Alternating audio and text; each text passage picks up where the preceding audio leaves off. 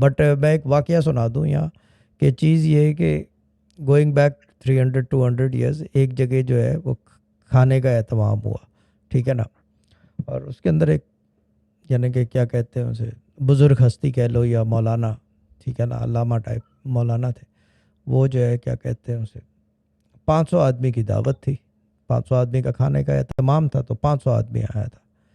اس کے بعد جو ہے ہوتے ہوتے وہ 5000 آدمی ہو گئے۔ تو جو وہاں پہ جو کارندہ ہوتا ہے نا، کام کرنے والا، وہ پریشان حال پھرنے لگا۔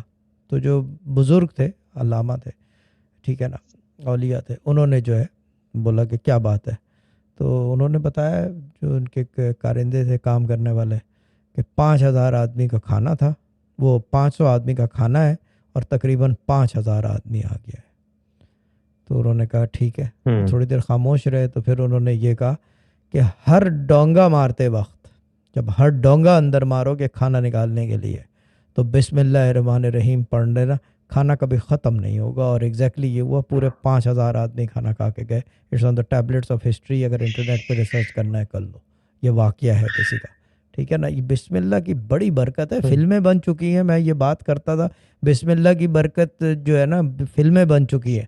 کبھی یہ بنی ہے کہ آیت کریمہ کی برکت فلم بنی ہے کوئی؟ نو، نہیں، فلم اسی چیز کی، ڈرامہ اسی چیز کا بنتا ہے جس کی کوئی پاور ہو اور جس کی ان میجریبل پاور ہو۔ بسم اللہ کی آئی وڈ سے کہ ان میجریبل پاور ہے، کیونکہ قرآن میں ہی 100 سے اوپر بار استعمال ہوا ہے۔